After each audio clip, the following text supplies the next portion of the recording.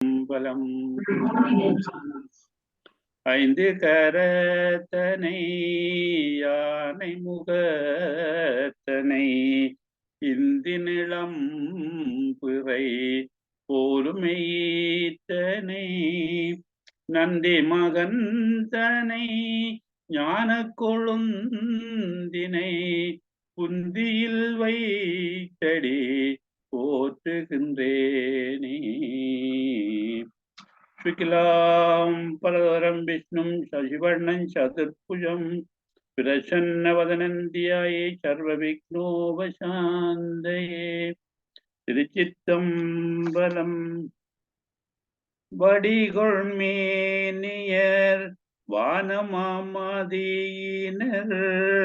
நதியினர் மதுவார்ந்த கடிகள் கொன்றையம் சடையினர் கோடியினர் உடைபுலி அதளாற்பர் விடையதிருமன் மானமந்தினிதுரை விற்குடி வீரட்டம் அடியராகி நின்று ஏத்தவல்லார்தமை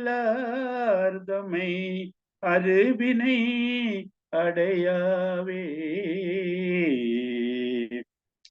வேதியர் சேஞ்சனோல் விமலர் தங்களல் காதலில் பணிந்தவர் கருணை போற்றுவர் தாதைதாள் தடிந்த சண்டீச பிள்ளையார் பாதக பயன்பெறும் பரிசு பாடினார். திருச்சிற்றம்பலம். ஒன்றவன் தானே இரண்டவன் நின்னருள் நின்றனன் மூன்றினுள் நான்குணர்ந்தானைந்து வென்றனன் ஆறு பிரிந்தனன் எழும்பர்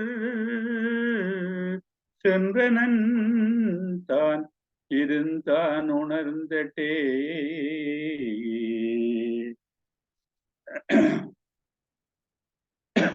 குரு பிரம்மா குரு விஷ்ணு குரு தேவோ மகேஸ்வர குரு சாட்சாத் பரபிரம்மம் தஸ்மை ஸ்ரீ குரவே நமக.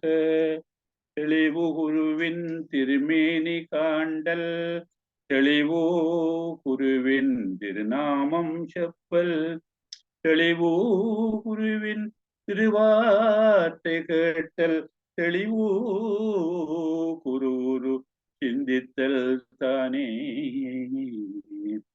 திருச்சிற்றம்பலம். நம பார்வதி பதையே ஹர மகாதேவா. நம பார்வதி பதையே ஹர மகாதேவா.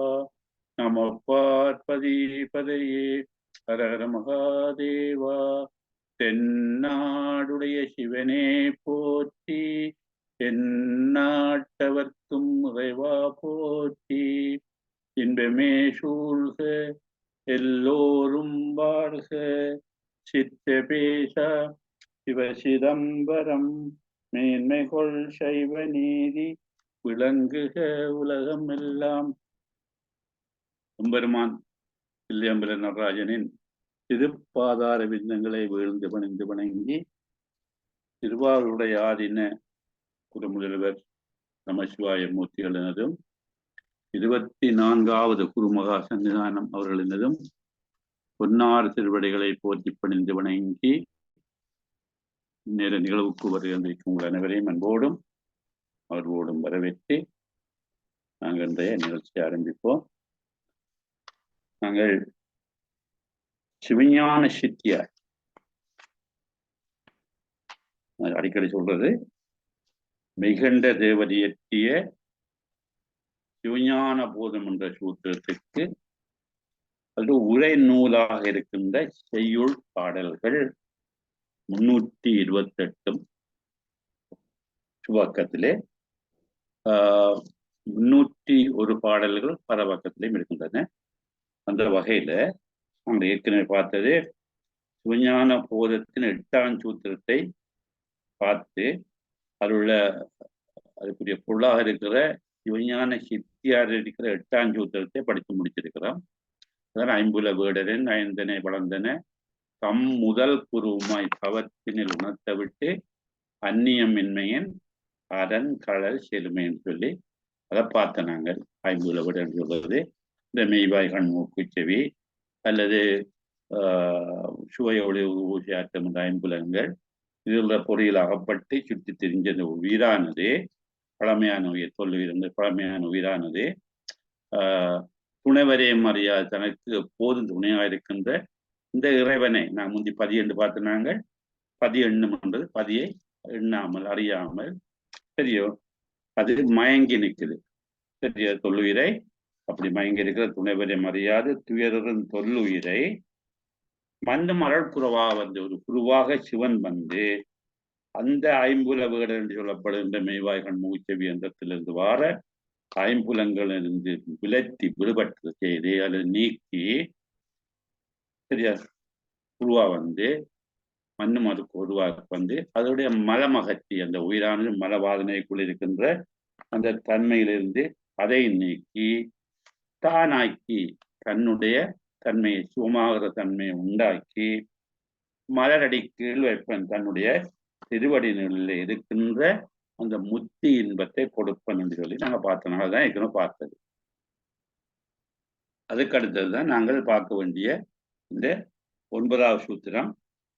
சரியோ அத 9வது சூத்திரம் வந்து இந்த உயிரானது பாச ஞானம் என்று சொல்லப்படுற உலகியல் அறிவு பசி ஞானம் இந்த உயிருடைய அறிவு அதனால சொல்லுகளை பற்றி பயப்பட தேவையில்லை.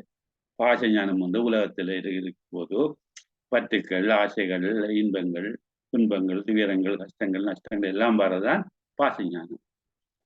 பசுஞானம் வந்து உயிரானது தன்னை பெரிசாக எண்ணுகின்ற அந்த ஞானம்தான் அந்த பசுஞானம்னு சொல்றது.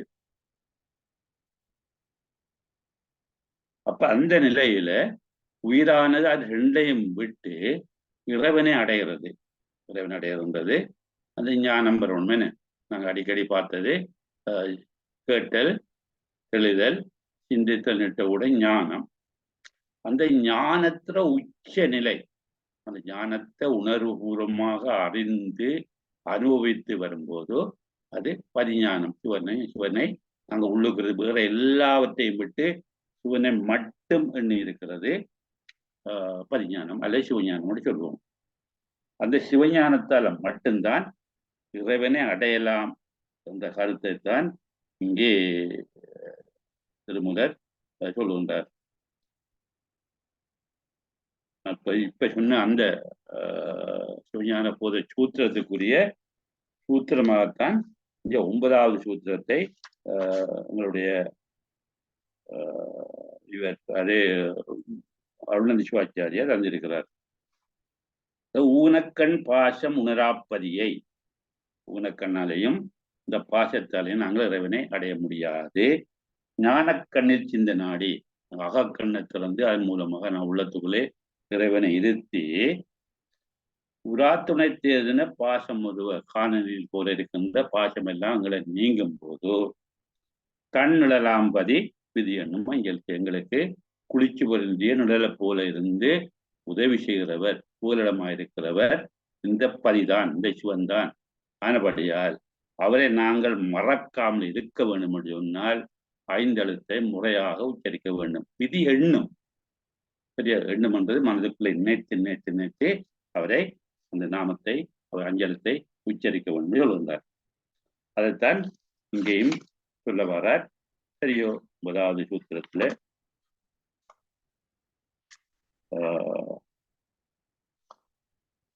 பாருங்க.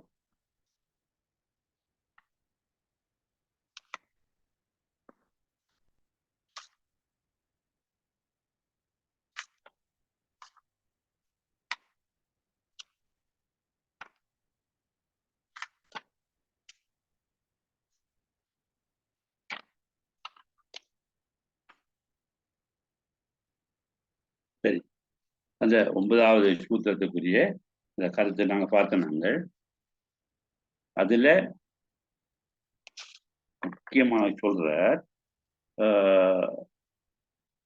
பாச ஞானத்தாலும் பசு ஞானத்தாலும் பாற்பரிய பரம்பொருளை பதிஞானத்தாலே நேசமுடும் அன்போடு பக்தியோடும் உள்ளொத்தே நாடி மனதில் இருத்தி பாத நிலக்கு நில்லாதே பாத நிலத்திலே நில்லாமல் சரியா நீங்கி போதா. அப்ப நாங்கள் அவருடைய திருவடியை சேர்ந்தாலே ஒழிய அவருடைய அந்த தன்மையை அந்த பக்தியை நாங்கள் அறிய முடியாது என்று சொல்லுகிறார். அப்ப இதுல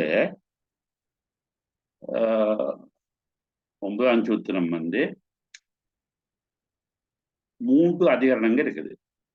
அதிகரணம் என்பது இந்த சூத்திரத்தை அந்த பாடலை 3ஆக பிரித்து பொருள்காட்டும் 3 சிறு சிறு கூறா இருக்கிறது. அதுல முதலாவது அதிகரணம் அல்லது முதலாவது கூறு அல்லது முதலாவது பகுதி பாச ஞானத்தாலும் சொன்னது போல பசு ஞானத்தாலும் இறைவனை அடைய முடியாது என்ற கருத்தை கூறி அதை அடையறதுக்கு பதிஞானம் இருந்தால் தான் முடியல அப்படி சொன்னவர்.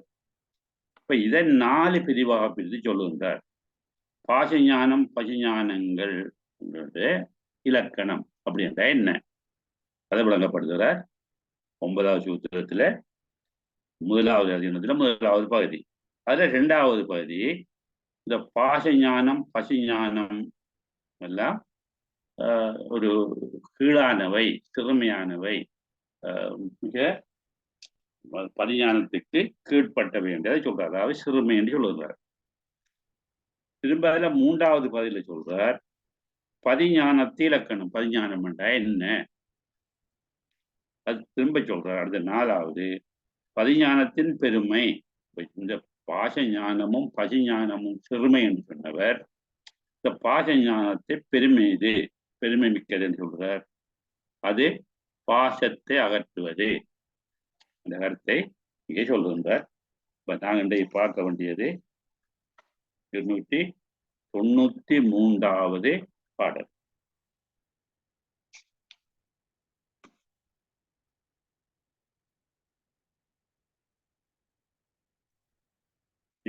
சுத்துல பார்த்தினாங்க பாசஞானத்தாலும் பசுஞானத்தாலும் பார்ப்பரிய பரம்பரனை பதிஞானத்தாலே நேஜமுடும் உள்ளத்தே நாடி பாத நிலக்கு நில்லாத நீங்கி போதின் ஆசை தரும் உலகமெல்லாம் அழகை தேராம் என்று அறிந்து அகல அந்நிலையே ஆகும். பின்னம் ஓசை தரும் அஞ்சலத்தை விதிப்படி உச்சரிக்க உள்ளத்தே பூந்தளிப்பன் பூனமெல்லாம் ஓட என்று சொல்லி அந்த நாம் ஏற்கனவே சொன்ன ஊனக்கண் பாசம் உணராப்பதியை ஞானக்கண்ணை சிந்த நாடி உதாத்துணை தேர்த்தின பாசம் ஒருவர் கண்ணெல்லாம் பதி விதி எண்ணும் அஞ்செழுத்து என்ற அதே கருத்தை தான் இங்கே இந்த 9வது சூத்திரம் அதாவது 292வது பாடல்லே சொல்லியிருக்கின்றார்.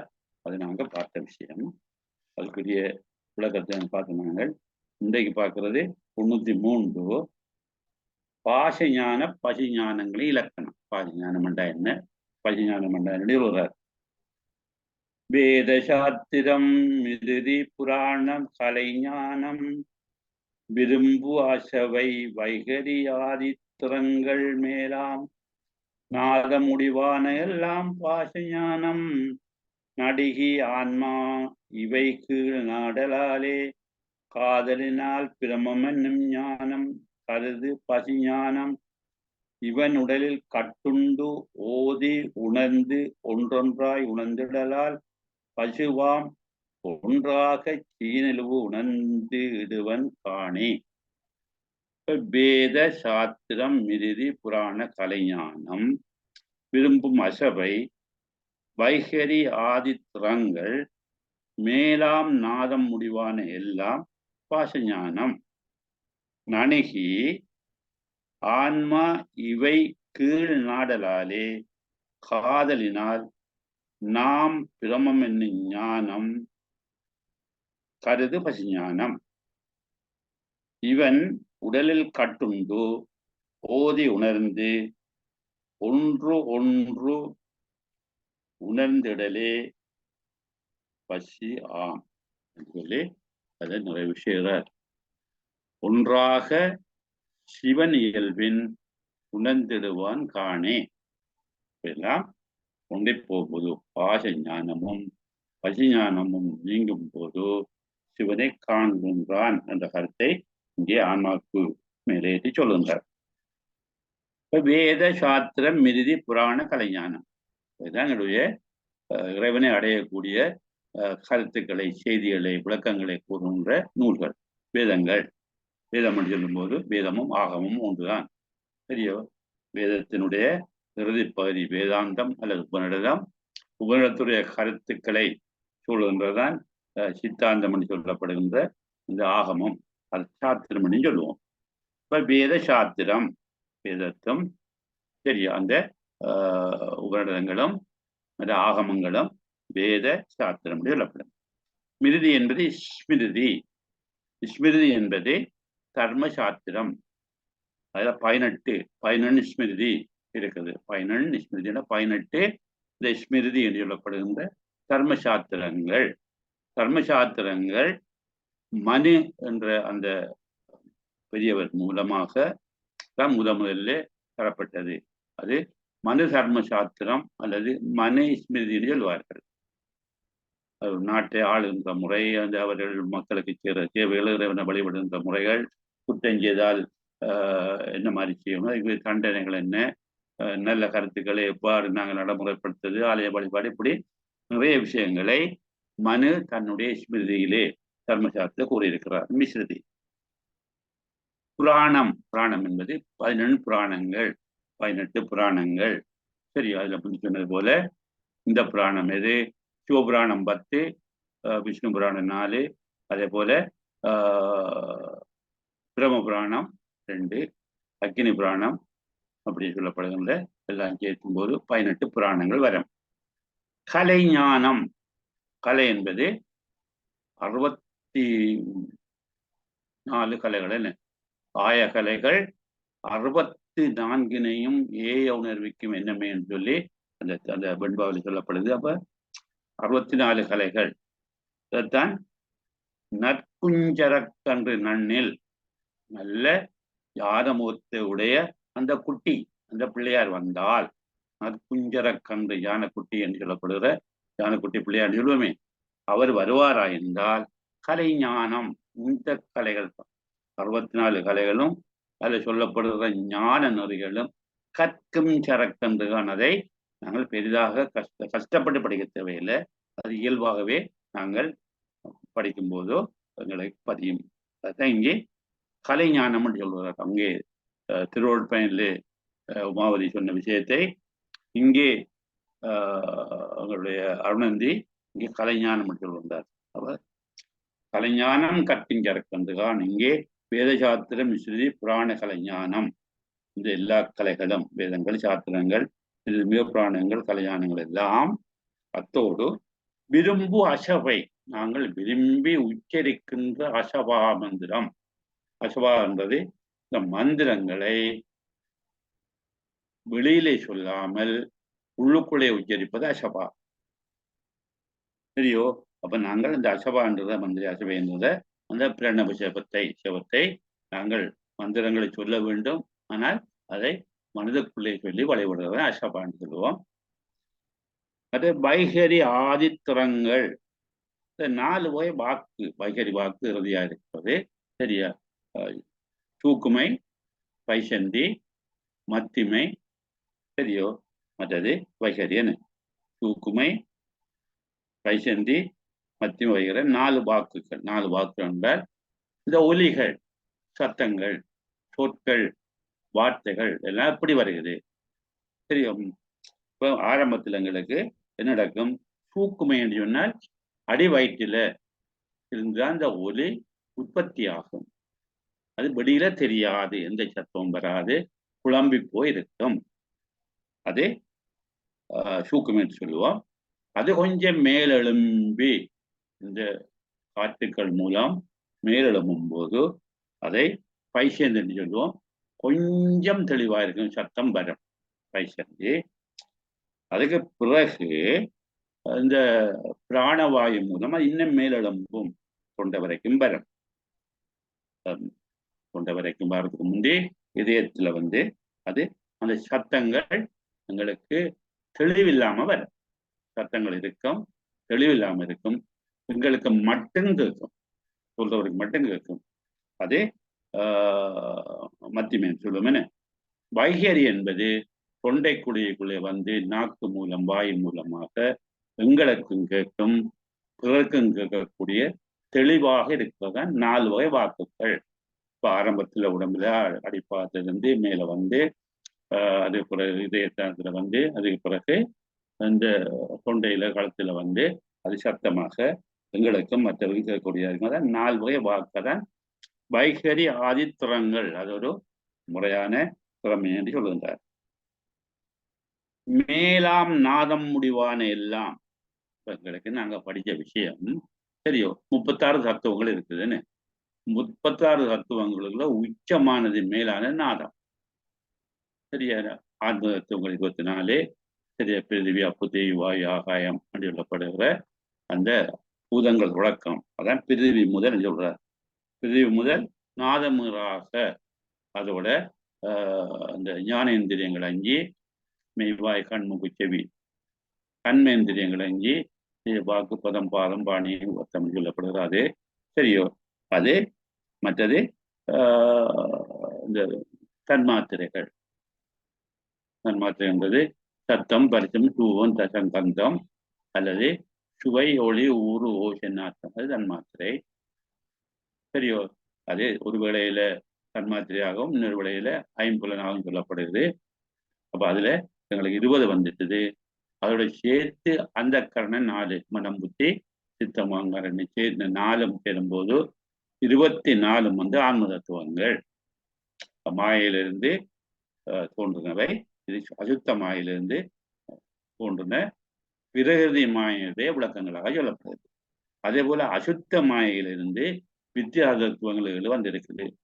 வித்யா தத்துவம் சொல்லும்போது அறிவியல் தகுந்த காலம், நியதி, கலை, வித்தை, அராகம், குருடன், மாயை என்று சொல்லப்படும் இதுகள் 7 வந்து அசுத்த மாயை. இப்ப இது கொஞ்சம் நல்ல விஷயங்களை சொல்லபடி அதை சுத்த மாயன்னு சொல்லுவார். அடுத்தது வந்து சிவம், அதாவது 5 சிவதத்துவங்கள். சரியோ. நாதம், பிந்து, ஈஸ்வரம், சரியோ, மற்ற சாதாக்கியம், சுத்த வித்தைன்னு சொல்லுவார். அதுல மேலுக்கு உள்ளது நாதம் சொல்லி அது சிவதத்துவங்கள், சுத்தமாயா காரியம் என்று சொல்லுவோம். அப்ப இந்த 24, 7, 31, 5, 36 தத்துவங்கள்ல மேலானது வந்து நாதம். அதான் மேலாம் நாதம் முடிவான எல்லாம் அந்த 36 தத்துவங்களும் சரியோ இந்த ஆன்மாவுக்கு எல்லாம் வருவன. இந்த எல்லாம் சேர்ந்து ஆன்மாவுக்கு எல்லாம் அந்த 36 தத்துவங்களையும் கடக்கும் போது உயிருக்கு அறிவு பெருக்கும், அறிவு வளரும், ஞானம் உண்டாகும். இதெல்லாம் இந்த ஞானத்தை சொல்றதான் பாச ஞானம். இப்ப வேதங்கள், சாத்திரங்கள், மிருதிகள், புராணங்கள், கலைகள், ஞானங்கள், சரியா, இந்த அசபை, இந்த 34 வாக்குகள், 36 தத்துவங்கள் எல்லாத்தையும் தான் நாங்கள் பாச ஞானம் அப்படி சொல்றோம். ஒரு கஷ்டம் இல்லை. இதுதான் நாங்கள் புத்தகத்துல நூல் அறிவோம். சரியோ. இந்த 4 வாக்குகளும் இந்த தத்துவங்கள் எல்லாம் பாச ஞானம்.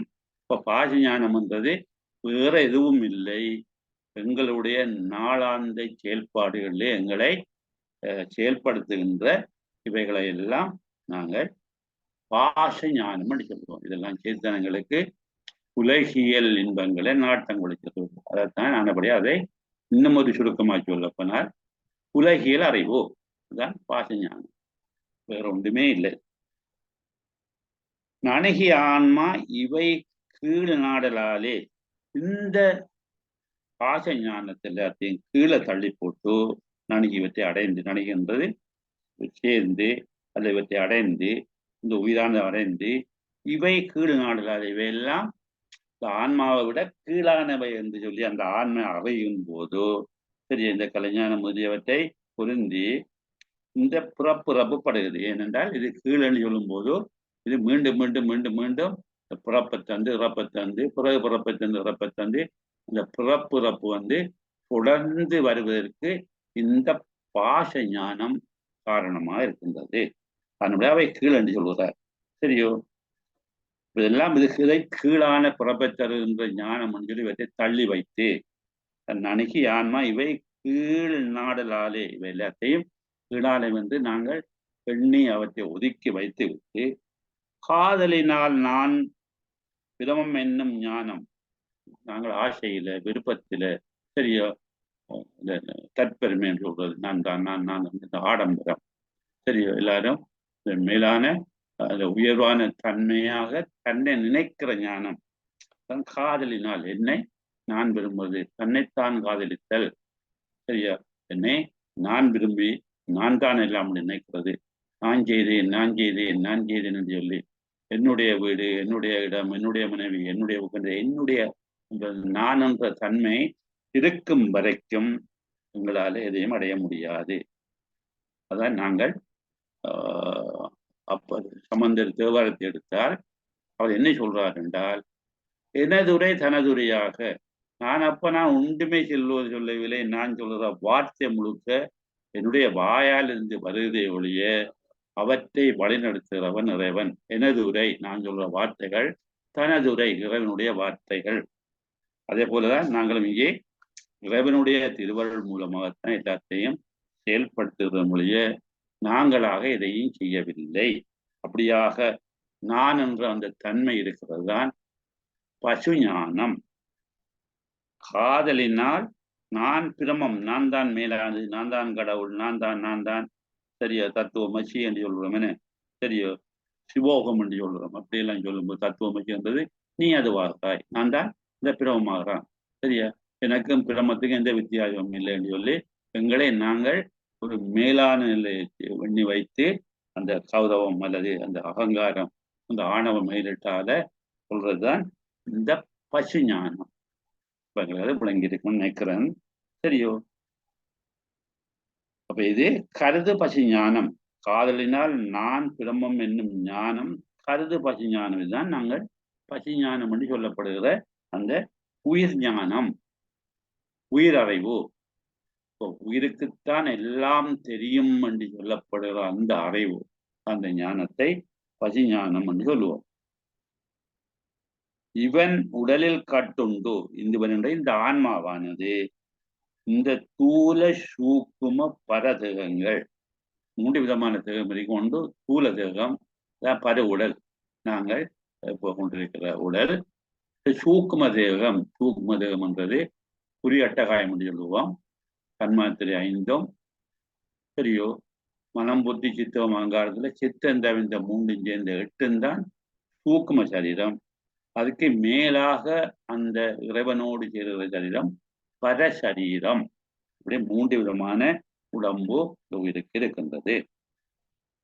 இப்ப தூல சரீரம் சூக்கும சரீரம் இந்த பரசரீரத்திலே கட்டுண்டு இந்த உயிரானதாலே சேர்ந்து இருந்து ஓதி உணர்ந்து இந்த நாங்கள் முந்தி பார்த்த வேதங்கள் சாஸ்திரங்கள் உபநிடதங்கள் புராணங்கள் இதிகாசங்கள் ஸ்மிருதிகள் கலைஞானங்கள் எல்லாவற்றையும் நல்லபடியாக கற்று உணர்ந்து அதான் அந்த கேட்டல் எழுதல் சிந்தித்தல் உணர்ந்து சிந்திக்கும் போது சரியா அந்த இறை அருளால் அவற்றை உணர்ந்த போது இறைவன் உணர்த்தத்தான் உணர்வன் ஒழிய நாங்களாக எதையும் உணர்த்த முடியாது. இறைவன் அவன் அறிவித்தாத்தான் அறியும் அறிவித்தால் அறிகின்றதான் உயிர் சரியோ.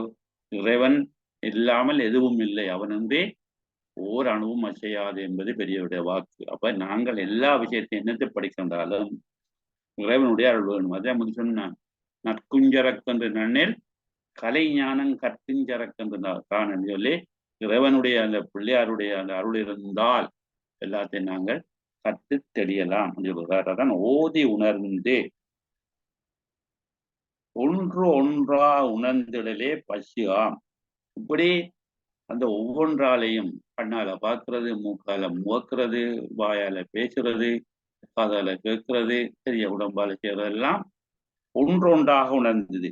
ஐம்பொறிகள் எல்லாம் சரிய விஷயங்களை அறியத ஒழிய அவை என்ன செய்கிறது என்பவற்றை அவை அறிவதில்லை. இந்த உயிருக்கு அறிவிக்குது. கண் பார்க்கறது என்று சொன்னா கண்ணுக்கு தெரியாது, நான் பார்க்கணும் உயிருக்கு தான் தெரியும். காது கேட்கிறடா காது வந்து சொல்லுமா, நான் கேட்கிறேன் காது இருந்தாலும் சொல்லாது. காதை சொல்ல வந்தீங்க கேட்கிற வேலையை மட்டும்தான் செய்யும். அதே போல ஒவ்வொரு அந்த பொறிகளும் தாங்கள் தாங்கள் செய்கிற வேலைகளை உயிர் மட்டும்தான் அறிய ஒழிய அவை அறிய மாட்டா. அது மட்டுமல்ல, கண் பார்க்கிறதை மூக்கு பார்க்க மாட்டா, மூக்கு மணக்கிறதை வாய் அறிய மாட்டா. இப்படி ஒவ்வொரு உறுப்பும் செய்கிற அந்த அந்த வேலைகளை அவைதான் பார்க்குமே ஒழிய அவைதான் அறியுமே ஒழிய மற்றவற்றை பற்றி அறியக்கூடிய ஆற்றல் அவற்றுக்கு இல்லை. அதான் ஒன்று ஒன்றா உணர்ந்திருந்தாலே பசிவாம். அப்படி செய்கிறபடியாத்தான் அது ஏக தேச அறிவு என்று சொல்லுவோம். என்ன ஏக தேச அறிவுன்றது ஒரு குறிப்பிட்ட அறிவு, பூர்ணமான அறிவு இல்லை, மட்டுப்பட்ட அறிவு. நாங்கள் யானையை பார்த்தது போல உடன் நண்பன் போய் யானையை பார்த்துட்டு தும்பிக்கை உலக்கை கால் உடல் சரியா அந்த பால் வந்து தும்பு தடி என்று சொல்றது போல அவர் பார்க்கிற ஒன்றை அந்த அந்த அந்த உறுப்புத்தான் அந்த யானை என்று அவர் நினைக்கிறாரு. அப்படியே ஒன்றை முழுசா இல்லாமல் ஒரு பகுதியை மட்டும் அறிகிற அந்த அறிவு தான் என்ன சொல்றது ஏகதேச அறிவு. ஒரு ஏகம் என்றால் உண்டு, ஒரு விஷயத்தை மட்டும் அறிகிறது தான் இந்த ஐம்பொறிகளுடைய செயலாக இருக்கும். பார்த்தது போல அதான் ஒன்று ஒன்றா உணர்ந்திடலே பசுவாகும். அவை ஐம்பொறிகள் முதலிய தத்துவங்களால் விடயங்களை ஒவ்வொன்றாக உணர்தல் ஏகதேச அறிவுடைய பசுவாகும். பற்றி அறிகிறது இந்த உயிர் தானே ஒழிய அந்த அந்த உறுப்புகள் அந்த அந்த கருவிகள் அந்த காரணங்கள் இல்லை சொல்லுங்க. மற்றது ஒன்றாக சிவன் இயல்பின் உணர்ந்திடுவான் தானே. இவற்றை எல்லாம் என்ன செய்கிறார் என்றால் சிவன் தான் உணர்த்துகிறான். சரியோ, சிவன் இயல்பின் சிவனுடைய அந்த அறிவு இல்லாமல், சரியோ அவனுடைய அந்த துணை இல்லாமல், அவனுடைய அந்த உந்துதல் சக்தி இல்லாமல், திருவருள் சக்தி இல்லை என்றால் எங்களுக்கு ஒன்றையும் உணர முடியாது. அப்படி இறைவனுடைய திருவருள் சக்தி மூலமாகத்தான் இந்த உயிரானது எல்லாவற்றையும் உண்டாக சேர்த்து அறியும். சரியோ, ஆனபடியாத்தான் இறைவனை நாங்கள் பதி என்று சொல்கின்றோம். சரியோ, இந்த பதி என்று சொல்றோம்ன்றது இறைவன் எல்லாவற்றையும் உயிர்களுக்கு ஊட்டுபவன் ஆனபடியால் அவன் மேலானவன், பதியாக விளங்குகிறான், தலைவனாக விளங்குகிறான். அவன் முற்றறிவுடைய பதி, அவனுக்கு பூரணமான அறிவு இருக்குது. அதான் எண்ணு குணங்கள் உண்டு. முற்றறிவு உடையவனாதல், தன்பயத்தனாதல், தூயளம்பினாதல், இயல்பாகவே பாஜகமுதல், பேருடைமை, முடிவிலாத்தலுடைமை இதெல்லாம் பார்த்திருக்கிறோம். அதே போலதான் இந்த பாச ஞானங்களாலேயும் பசு ஞானத்தாலேயும் அவனை அறிய முடியாது. அப்ப அவனை அறிய முடியும் என்று சொன்னால் அவன் உணர்த்த வேண்டும். அவன் உணர்த்தும் போது எங்களுக்கு இந்த பாச ஞானமும் பசு ஞானமும் எங்களை விட்டு இல்லாம போகும். இதுதான் இங்கே சொல்லப்பட்ட விஷயம். சில சொல்ல பார்ப்போம். பாச ஞானம் என்பது எங்களுக்கு தெரியும், இந்த அத்துவாக்கள் 6 தெரியும். என்ன அத்துவாக்கள் 6? அத்துவாக்கள் சொல்றது மந்திரம், பதம், வண்ணம், புவனம், தத்துவங்களை. இந்த மந்திரம், புவனம், மந்திரம், பதம், வண்ணம் மூன்றும் பொற்பிரபஞ்சம் மண்டம், புவனம், தத்துவங்களை என்ற மூன்றும் பொற்பிரபஞ்சம் மண்டம். முந்தைய பார்த்தனார்கள் இந்த அத்துவாக்கள் நீங்கிறது சிவதீட்சையால. சரியோ, சிவதீட்சையால ஒன்று போய் அவை கடைசியில கலையில் ஒடுங்கி, கலை திருவானம் தொடங்கி, திருவானம் மாயில் ஒடுங்கி, மகேஸ்வரத்தில் ஒடுங்கும். அப்ப இறைவனை அடையக்கூடிய அத்துவாக்கள் என்பது இந்த வழிமுறை பசீலம். இப்போ அந்த கிடைக்கிற அந்த அத்துவாக்களால கிடைக்கிறது, அதை சொற்பிரபஞ்சம் பொருட்பிரபஞ்சம் கிடைக்கின்ற அந்த அறிவு பாச ஞானம், தன் உலகியல் அறிவு என்று சொன்னாங்க. சொற்பிரபஞ்சம் நாங்கள் பார்த்து நாங்கள் மந்திரம், பலம், பண்ணம், அதுல இந்த 4 வாக்குகள், சபா, பேதம், சாத்திரம் எல்லாம் இதுக்குள்ள இருக்கும். அசபை என்றது அசபா மந்திரம். சரியோ? அது நான் என கொள்படும். அகம்ஷ அகம்ஷ என்றதுதான் இந்த அசபா மந்திரம். சரியோ? அதை கூட்டி பார்க்கும்போது அதை மாற்றி சொல்லும்போது ச அகம் போகம் என்று நல்லா கவனிச்சு கொண்டா தெரியும். நாங்கள் அந்த பிராணாயாமம் செய்யும் போது மூச்சை உள்ளுக்கு இழுக்கும் போது போ என்று சொல்லியும் வெளியே விடும்போது என்றும் சொல்லுவோம். அது போகம் என்றது. இந்த அகம் என்றது இந்த தான் என்று சொல்றதும் என்பதை அடைய என்று சொல்லியும் என்ன அது நான் அவன் என்று சொல்ற கருத்துல வந்து இறைவனை அடையப்படுவது. இதுதான் ஹம்ச மந்திரம் என்று சொல்லுவோம். ஹம்ச மந்திரம் என்பது சோகம் என்பது சரியா ஹம்மும் சேவும் வந்தால் ஹம்ச. இதுதான் அசவை. அதை நாங்கள் பிராணாயாமத்தின் போது வெளியிலே சொல்லாமல் அதை உள்ளத்துக்குள்ளே மனதுக்குள்ளே செவித்து சொல்வது சோகம் என்று சொல்லி நாங்கள் அந்த பிராணாயாமம் செய்யும்போது சொல்லுற மந்திரம். இது சொற்பிரபஞ்சத்துள்ள வரும். பொருட்பிரபஞ்சம் என்பது நான் சொல்றது போல நான் நேரே காணுகின்ற பொருள்கள். உலகத்தை காட்டுறோம். உலகம் தத்துவம் 36 தத்துவங்களை நாங்கள் அறிகிறோம். கலை என்பது இந்த பஞ்ச கலைகள் என்ன நிவித்திகளை, பிரேட்டாகலை, வித்தியாகலை, சாந்திகளை, சாந்தி அதீதகளை என்றும் பார்த்த நாங்கள். அது பொருட்பிரபஞ்சம். இதெல்லாம் சேர்த்து வர்றதுதான் பாசஞானம். அதாவது சொற்பிரபஞ்சமும் பொருட்பிரபஞ்சமும் தான் பாசஞானம். அது உலகியல் அறிவு என்று சொல்லுவோம். சரியோ? இப்போ பசுஞானம் என்பது இந்த மாயை, அதன் காரியங்கள். மாயை என்பது தெரியும் எங்களுக்கு. சுத்தமாயை அதன் காரியங்கள் தெரியும். தனு கரண புவன போகங்கள். இந்த உடம்புலை இயக்குகின்ற கருவிகள், அந்த உடம்பு வசிக்கின்ற இடம் புவனம், உடம்பு அனுபவிக்கின்றவர்களோடு சேர்ந்து அனுபவிக்கிற பொருட்கள், அனுபவிக்கக்கூடிய பொருட்கள் போகங்கள். சரியா? புசிக்கின்ற பொருட்கள். அது தனிகரண புவன போகங்கள் தான் மாய காரியம். சரியோ? இதெல்லாம் கணக்கு வேறு என்று விசாரித்து இந்த மாயையும் மாய காரியங்களும் முடிச்சு சொன்ன அத்தனை விஷயங்கள் இந்த பாசஞானம் சொல்லப்படுற அத்தனையும் இந்த உயிரிலிருந்து வேறுபட்டவை என்று விசாரித்து வந்து ஆராய்ந்து நல்லபடியாக அதை ஊறி அதுபடி அறிவாக விளங்கி அறிந்து குறுமூலமாகவோ அல்லது மூலமாக அறிகின்ற இடத்து பிறக்கிற ஞானம் இந்த பிரமத்தை நான் என்று அறிவிக்கும். எனக்கு தான் எல்லாம் தெரியும் என்று இந்த விஷயம். இந்த பாசஞானம் எல்லாம் போன உடனே உயிருக்கு ஒரு அறிவு வருது. அந்த அறிவு என்ன செய்யுது என்று கேட்டால் தன்னை ஒரு மேலான நிலைக்கு உயர்த்தி கொள்ளுகின்றது. அது சரியோ? இது இந்த ஞானம் தற்போதம் தன்முனைப்பால. தற்போதும் தனக்குத்தான் எல்லாம் தெரியும். தன்முனைப்பு என்பது நான் தான் என்று சொல்லப்படுகின்ற அந்த தற்போதமும் தன்முனைப்பும். அதாவது அகங்காரம் மமகாரம் என்று சொல்லி பொதுவாக சொல்லுவோம். என்ன அதெல்லாம் சேர்த்து வாரதுதான் இந்த ஆன்மாவிடத்தில் நிகழ்கின்ற அறிவு. உயிருக்குள்ள வார அறிவு தான் அதை பசு ஞானம் என்று சொல்லுவோம். பசு என்றால் உயிர். பந்திக்கப்பட்டது. இந்த பாச ஞானத்தால பந்திக்கப்பட்டது. சரியோ? அதனுடைய அதுக்கு பசு ஞானம் என்று சொல்லுவோம். இவன் உடலில் கட்டுண்டு ஓதி உணர்ந்து ஒன்றொன்றா உணர்த்துறதால் பசுவாம். ஏன் இதுக்கு பசு வண்டி பேர் வந்தால் இந்த ஆன்மாவானது இந்த நூல்களாக சரி அதுல துணை இல்லாமல் கருவிகரணங்கள துணை இல்லாமல் தெரியும் அறிய மாட்டான்னு தெரியும். இவற்றால் வருகிற ஞானத்தை நாங்கள் சரியோ ஏகதேச அறிவுன்னு சொல்லுறோம். அதை பரிஞானம் என்று பார்த்த நாங்கள். இப்ப நானே இவற்றை அறிந்தேன் என்ற தன்முனைப்போடு அறிகிறது தான் பசுஞானம். சரியோ? இந்த எல்லாத்தையும் அறிஞ்சு வரதெல்லாம் நாங்கள் பாச ஞானம் சொல்றோம்.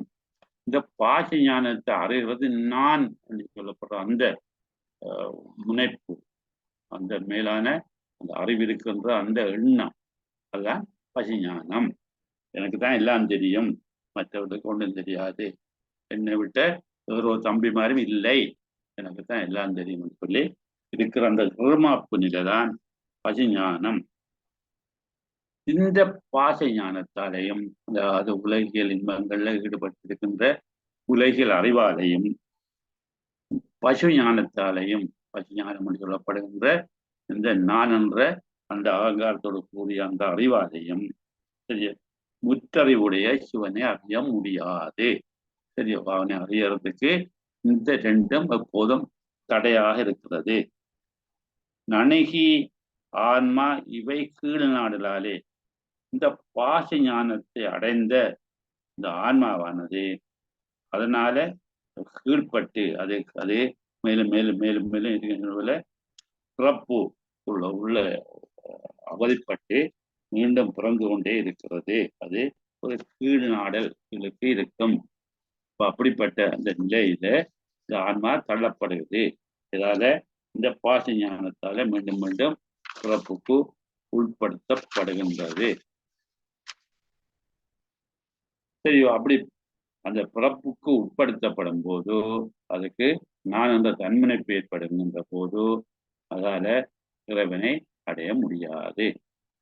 அதாவது சொற்பிரபஞ்சமும், அதாவது மந்திரம் பதம் வண்ணம் என்ற சொற்பிரபஞ்சமும் பொருட்பிரபஞ்சமாகிய பொருட்பிரபஞ்சம் என்றது புவனம் தத்துவம் கலை என்ற அந்த பொருட்பிரபஞ்சமாகிய இருவகை பிரபஞ்சங்கள் வாழ்க்கையில நாங்கள் காண்பது தானே. என்ன மந்திரத்தை உச்சரிக்கிறோம், வார்த்தையால் சொல்றோம், பதம் சொற்களால சொல்றோம், எல்லாம் கதைக்கிறோம். என்ன கதைக்கிறது விஷயங்களை தான் சொற்பிரபஞ்சம். சொற்களால நாங்கள் அறிகிற அறிவு அல்லது கதைக்கிற கதைகள், பேசுகிற பேச்சுகள், வணக்கிற வணக்க முறைகள் எல்லாம் சொற்பிரபஞ்சம்.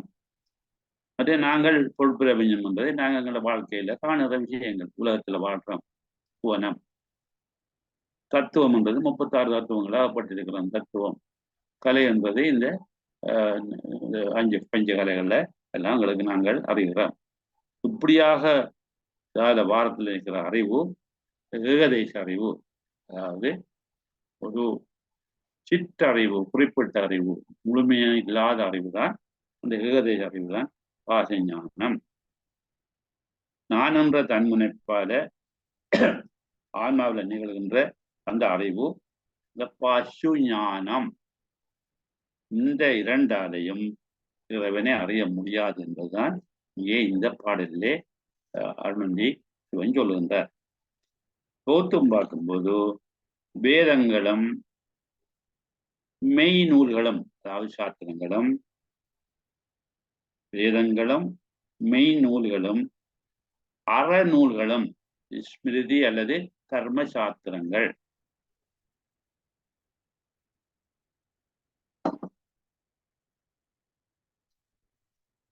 அருளாளர்களின் வரலாற்று நூல்களும் புராணங்கள். அருளாளர்களின் வரலாற்று நூல்கள், அவங்களை பற்றிய செய்திகளை கூறுகின்ற நூல்கள் நாங்கள் புராணங்கள். இந்த சரியோ, அவளை புராணம் சொல்லுவோம். 18 புராணங்கள் பார்த்துட்டாங்க தானே.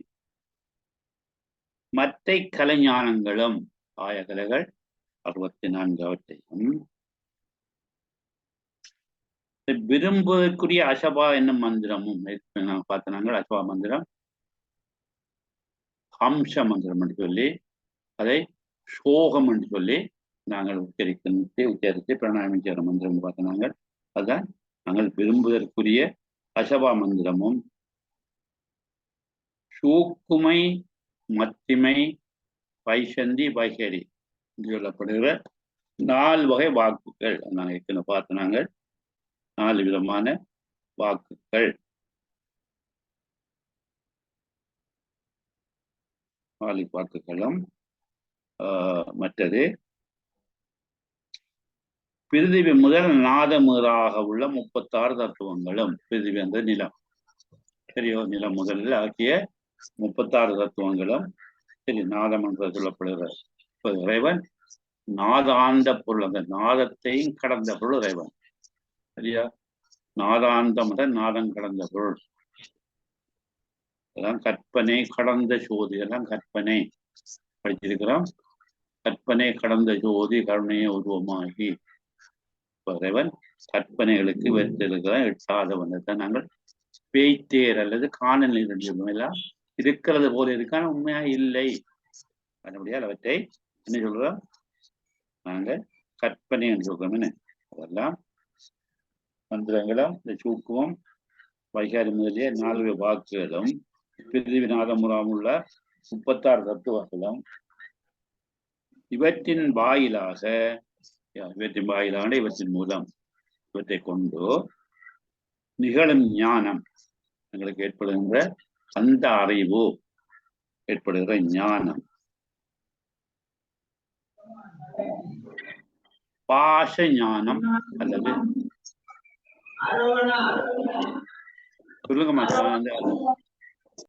யோதியம்மா ஒண்ணுங்கம்மா நன்றிம்மா நன்றி அது பாஷ ஞானம் அதாவது உலகியல் அறிவு ஆகும் உலகியல் அறிவு ஆகும் இவை அந்த உலகியல் அறிவு அல்லது பாஷ ஞானம் உயிர்களுக்கு பிறப்பிறப்பை தருபவை இவற்றால கீழன்னு சொல்றாருன்னு அப்ப எல்லாம் கீழானவை அணுகி ஆன்மாவை இவை கீழ் நாடலாலே இவை கீழான தன்மையை பிறப்பை தருமென அதான் எங்களுக்கு காரைக்கிழமையோடு பிறவாமை வேண்டும் பிறப்பு தேவையில்லை பிறப்பு இருந்தால் எங்களுக்கு மீண்டும் மீண்டும் இப்படியான உலகில் நாட்டங்கள் ஏற்பட அது இடமாக இருக்கும் அப்படி பிறந்தாலும் உன்னை என்றும் மறவாத தன்மை வேணும் என்று கேட்கிறார் அப்ப இறைவனுடைய பிரமாதி கொண்டு சொல்லுகின்றார் அப்படிப்பட்டதான் இந்த பாச ஞானம் செய்வது அதுக்கு பிறப்பிறப்பை தரும் உயிரானது தன்முனைப்பும் தற்போதமும் கொண்டு தன்முனைப்பு நான் என்று சொல்லியும் தற்போதம் எனக்குத்தான் எல்லாம் தெரியும் என்று சொல்லியும் தான் தற்போதம் ஞானம் பசி அதாவது உயிரானது தன்முனைப்பும் தற்போதமும் கொண்டு நானே பிரமம் என கொள்ளும் ஞானம் தான் கடவுள் எனக்குத்தான் எல்லா ஞானமும் இருக்குன்னு சொல்லப்படுகின்ற அந்த தன்மை அதாவது நானே பிரமம் என கொள்ளும் ஞானம் பசு ஞானம் ஆகும்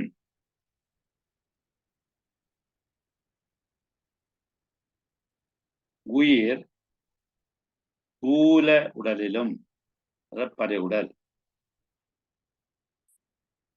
சூக்கும உடலிலும் உடல் புரியட்டகாயம் பர உடல்களிலும் கட்டுண்டும்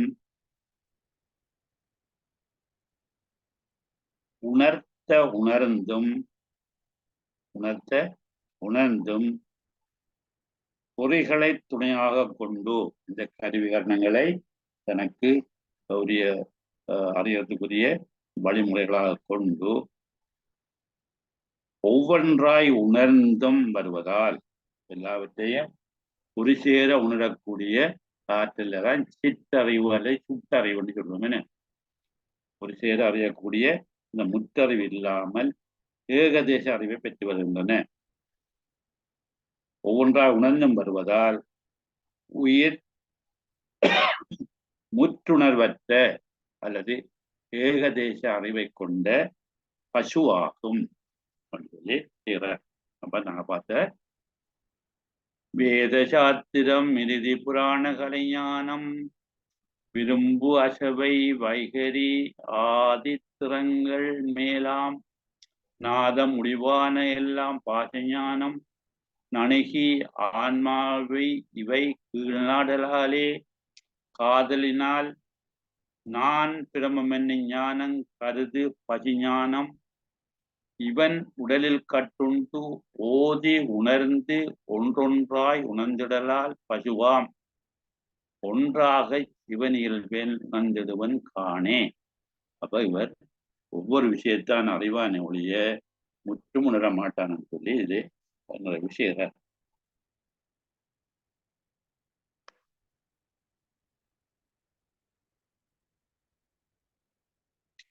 அடுத்தது 294வது பாடல் 9வது சூத்திரத்துல 1வது அதிகாரத்துல 2வது பகுதி பாச ஞான பசி ஞானங்களின் சிறுமை முந்தி சொன்னவர் பாச ஞானம் என்றால் என்ன பசி ஞானம் என்றால் என்னன்னு சொன்னவர் இப்ப என்ன சொல்ல வாரென்றால் இந்த 2 ஞானங்களும் கீழானவை என்றதை சொல்லுகின்றார் பசி ஞானத்தின் வகைகள் பசி ஞானங்கள் என்னன்னு சொல்றாரு என்ன 294. கரணங்கள் கெட இருக்கை முத்தியாமென்னில் கதியாகும் சினை முட்டை கது மரத்தின் உயிர்கள் மரணங்கொண்டு இட உரங்கள் மயங்கி மூச்சிக்க வாயு தம்பனை பண்ண வல்விடத்தை அடைய சரணங்கள் புகுநிழல் போல் தனை அடையும் சமாதி தவிராது மலமிதவும் பசு ஞானமாகும். அரணங்கள் எரித்தவன் தன் அடியை அறிவுறந்து அங்கு அறிந்திடீர். தெரிந்தது தெரிந்து அது துகளகற்றீரே. இப்ப பாருங்க, நாங்கள் இதை பிரிச்சு பார்க்கும்போது, சந்தி பிரிச்சு பார்க்கும்போது, கரணங்கள் கெட இருக்கை முத்தியாகும் எண்ணில் உயிர்கள் கதியாகும் சினை முட்டை கருமரத்தின்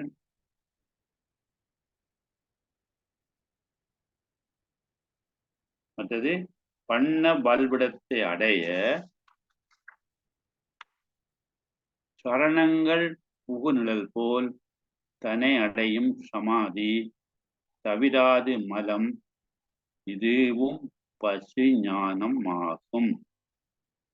அரணங்கள் எரித்தவன் தன் அடியை அறிவுறந்து அங்கு அறிந்திடீர். எறிந்த துகள் அகற்றிட்டீரே. எங்களுக்கு விளங்கப்பட்டிருந்தார். அதாவது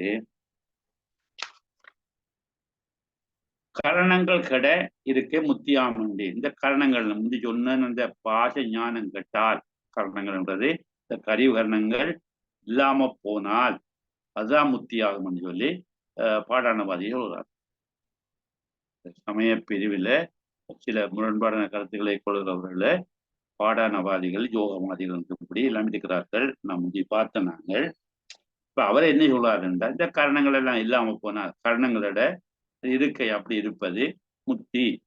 கரணங்கள் கூடாதும் நோக்கி சரியோ சேலத்தின் கட்டி இருக்கப்படுவதே முத்தி என்று சொன்னார். அப்படி சொல்கிறார்கள். உடல் உள்ள கருவிகளை கட்டி விடுமாறு இந்த பயிற்சியை விதை முத்தி என்று சில சமயவாதிகள் குறிப்பாக பாடானவாதி சொல்கிறார்கள். இந்த காரணங்கள் என்று போனால் முத்திதான், வேற ஒன்றும் தேவையில்லை. உயிர்கள் கதியாகும். அப்படி இருக்கும்போது முத்தி கிடைக்கும். கதி என்பது முத்தி. சிவகதி அது என்ன சரியோ? அப்ப சிவகதி என்றது இந்த முத்தி. உயிர்கள் வீடு என்பதை பெறுவதால் அப்படி பெற வேணும். சரியோ? அப்ப இவர்கள் சொல்றபடி பார்த்தால் இந்த கரணங்கள் கட்டி இருப்பதுதான் சரியா முத்தியாம் என்று சொன்னால் உயிர்கள் வீட்டு என்பதை பெற வேண்டும். அப்படியாக அவர்கள் நேரடியா முத்தி பெற வேண்டும். முத்தி அடைதல் வேண்டிய ஒரு வரும். அப்ப அவங்களுக்கு வேற ஒரு ஒன்றுமே தேவையில்லை. ஆக இந்த கருவிகளை கிட வைத்தால் அப்படி அவர்கள் சரியோ முத்தியாம் என்று சொன்னால் அவர்கள் கதியாக இறைவனை அடையக்கூடிய இந்த முத்தி பெறை அடைஞ்சிருக்க வேண்டும். சரியோ? ஆனா அப்படி நடைமுறையில இல்லை. சினை முட்டை கரு மரத்தின் சினை என்றது இந்த மீன் முட்டை மீன் சினைகள் என்று சொல்லுவோம் தானே. அந்த உயிரை உருவாக்குற அந்த சில தன்மைகளை சினை என்று சொல்லுவோம். அது முட்டை என்று சொல்லுவோம்.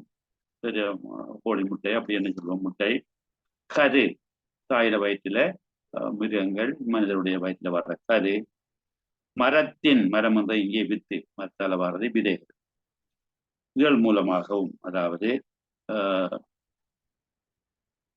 கருவிகள் விரிந்து தொழிற்படாதிருக்கும் சினை முட்டை கருவித்து என்னும் நிலைகளிலும் சரியோ அப்படியான நன்மை எல்லாம் இருக்குது. இப்படியானதெல்லாம் வித்து விதைகள் எல்லாம் வியர்வை எல்லாம் பார்த்துனாங்க தானே. சரியோ? ஏற்கனவே பார்த்தனாங்கள் முண்டை உயிர்கள் அண்டகம் உட்பிஜம் சிராயுஷம் எல்லாம் பார்த்த நாங்கள் அப்படியான 4 வகை தோற்றத்துக்குள்ள எல்லாம் வரும். அப்படியான நிலையிலிருந்து மரணம் கொண்டிட உறங்க மயங்கி மூச்சிக்க வாயுத்தம் பண்ண வாழ்விடத்தை அடைய. இப்படியெல்லாம் இருக்குது. எப்படி சினை இருக்குது, முட்டை இருக்குது, கரு உண்டா இருக்குது, வேர் இருக்குது, வித்து இருக்குது, வியர்வை இருக்குது. இப்படி பல நிலைகள்லையும் எங்களுக்கு அந்த உயிர் வரக்கூடிய தன்மை இருக்கிறது. மரணம் கொண்டிட அப்படியா நிலையிலையும் சரியோ அவர்களுக்கு இந்த கருவிகள் எல்லாம் செயலற்று போகும்போது அவங்களுக்கு என்ன நடக்கும்? மரணம் உண்டாகும், மரணவத்தை ஏற்பாடும், உறக்கம் உண்டாகும், மயக்கம் உண்டாகும், மூச்சை உண்டாகும், பிராணவாயு அடங்கி இருக்கும், அல்லது ஸ்மரணையற்ற தன்மை ஏற்படும், கொடிய விஷம் தலைக்கேறும் ஆகிய நிலைகளும் சரி பிள்ளைகளையும் சரியா மரணம் இயக்கம் ஆய்வு என்று உள்ளடங்கி நிற்கிற தன்மைகளையும் முத்தி அடைய வேண்டும். எல்லாம் கருவி இயங்கல தானே. இவர் சொல்றார் கருவிகள் கெட்டால் முத்தி என்று சொன்னால் அப்படி இல்லப்பா, பல விஷயங்கள் இருக்கு. இங்கே சினை இருக்குது, முட்டை இருக்குது, சரியா கரு இருக்குது, வித்து இருக்குது, விதை இருக்குது, வேர்வை இருக்குது. இதெல்லாம் கெட்டு போனால் உங்களுக்கு முத்தி கிடைக்க வேண்டும். அது மட்டுமல்ல, எங்களுக்கு இந்த மரணத்தோட சம்பந்தப்பட்ட விஷயங்கள் எல்லாம் இருக்குது. மரண அவத்தை இருக்குது, மரண அவத்தை இருக்குது, நித்திரை இருக்குது, மயக்கத்தோடு இருக்கின்ற அந்த மூச்சு அடங்குற நிலை இருக்குது, பிராணவாயு அடங்கி இருக்கிற நிலை இருக்குது, உணர்ச்சியற்ற நிலை இருக்குது, கூடிய விஷயத்தை கிடைக்கின்ற இந்த நிலைகளிலும் எங்களுக்கு முத்தி கிடைக்க வேண்டும். ஆனால் அப்படி இல்லை. சரிதானே? இப்ப கரணங்கள் கருத வேண்டியதுனால் இவ்வாறான விஷயங்களும் உயிருக்கு ஏற்படுகின்றன. அப்படி ஏற்பட்டால் அவர்களுக்கு முத்தி கிடைக்கும். நித்திரை செய்தால் முத்தி, விஷத்தை சாப்பிட்டால் முத்தி சரியோ, மரண அவத்தை வந்தால் முத்தி சரியோ, உணர்ச்சி இல்லாமல் இந்த எந்த விதமான இதுவும் இல்லாமல் ஒரு செத்தாரை போல அசைவத்தை வந்தால் முத்தி சரியோ, விஷத்தை குடித்தால் முத்தி என்றெல்லாம் வர வேணும். ஆனால் அப்படி வாரது இல்லப்பா. நீங்கள் சொல்வதெல்லாம் பிழை. நீங்கள் இப்படி கரணங்கள் கெட்டால் முத்தி என்றால் இவையெல்லாம் கரணங்கள் கெட்டால வார விளைவுகள் என சரணங்கள் புகழ்கள் போல இந்த சரணம் என்றது இந்த காட்சிகள் என்ன, சூரியன் உதிக்கும் போதோ கிழக்கு பக்கம் உதிக்கும் போதோ நாங்கள் நடக்கும் போதோ என்னுடைய நிழலானது தூரத்துக்கு போயிருக்கும். உங்களுடைய நிழல் எங்களை விட்டு தள்ளி போயிருக்கும், சேமையா இருக்கும். என்ன அதாவது சரணங்கள் புகழ்நிழல் போல் இந்த காணப்படுகின்ற காலையில காணுகின்ற நிழல் உச்சி வந்தவுடனே நடக்குது, காலுக்குள்ள வந்துடும், வெளியில தெரியாது. உச்சி பொழுதுல தலைக்கு மேல சூரியன் உச்சம் கொடுக்கும் போது இந்த நிழல் அடங்கி போயிருக்கும், தெரியாது. பிறகு பின்னிறம் வந்த உடனே அந்த நிழல் தெரியும். சரியா? இப்படித்தான் சரியா சரணங்கள் புகழ்நிழல் போல நாங்கள் இப்படி சூரியன் ஒளி மூலமாக எங்களுடைய நிழலை தூரத்திலையும் இல்லாமலும் பார்க்கிற ஒரு நிலை போல தன்னை அடையும் சமாதி யோக மதத்தில் தன்னை அடைந்து அடங்குது என கூறப்பட்ட ஒடுக்க நிலையும் காலத்துக்கு ஏற்பொடுங்கியும் பின்னும் நிலையும். அப்ப இந்த ஒடுக்க நிலையில அடைகிற சமாதி என்று சொல்றாரு யோக மதத்தை அதை சொல்றார்கள். அவர்கள் இப்படித்தான் இந்த ஒடுக்கிறதான் சமாதி என்று சொல்லி, ஆனால் அது மீண்டும் வரும். ஒடுக்கம் என்று சொன்னால் அது மீண்டும் வரும். இந்த நிழலானது இந்த காலடிகள் ஒழுங்கி அது மீண்டும் வருவது போல இந்த சமாதி நிலையில ஒழுங்குறவர்களுக்கும் மீண்டும் அந்த சாதாரண நிலை ஏற்படும். அப்ப அதுக்குள்ளேயும் முத்தியை காண முடியாது. தவிராத மலம் இப்படிப்பட்ட நிலையில அறிவில் ஒடுங்கினாலும் முத்தி என்று சொல்றார்கள். சரியோ, இப்படி அந்த யோக நிலையில சமாதி அடைஞ்சாலும் முத்தி என்று சொல்கிறார்கள். இவையெல்லாம் இந்த நடைமுறையில இல்லாதவை. இந்த நிலையில மலங்களும் நீங்க மாட்டா. மலங்களையும் நாங்கள் தவிர்க்க முடியாது. தவிராத மலம் இதுவும் பசு ஞானமாகும். இந்நிலையில ஞானம் உண்டாகினால் அது பசு ஞானமே ஒழிய இறைவனை அடையக்கூடிய வழி அல்ல. கரணங்கள் கெடுவது, கெட்டாத உயிர் உணர்வது, இறப்புக்கள் அதில் செய்வது, அந்த சினைகள் முட்டைகள் மற்றது கருக்கள் எல்லாம் ஏற்படுவதெல்லாம் சரியோ உண்டாகினால் அதுதான் முத்தி என்று சொன்னால் அப்படி இல்லை. இறப்பு முத்தி இல்லை. சரியோ, மற்றது உறக்க முத்தி இல்லை, மயக்க முத்தி இல்லை. மூச்சு அடையில் முத்தி இல்லை.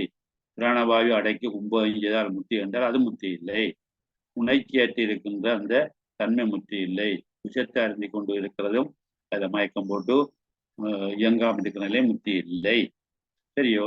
இதெல்லாம் தற்காலிகமான தன்மைகள். இந்த நிழலை போல நிழல் என்ன செய்தென்றால் ஒரு காலையில நீளமா இருக்கும், மத்தியானத்துல இல்லாம இருக்கும், பின்னேரத்துல திரும்ப வரும். இது போல இவை மீண்டும் மீண்டும் வரும்.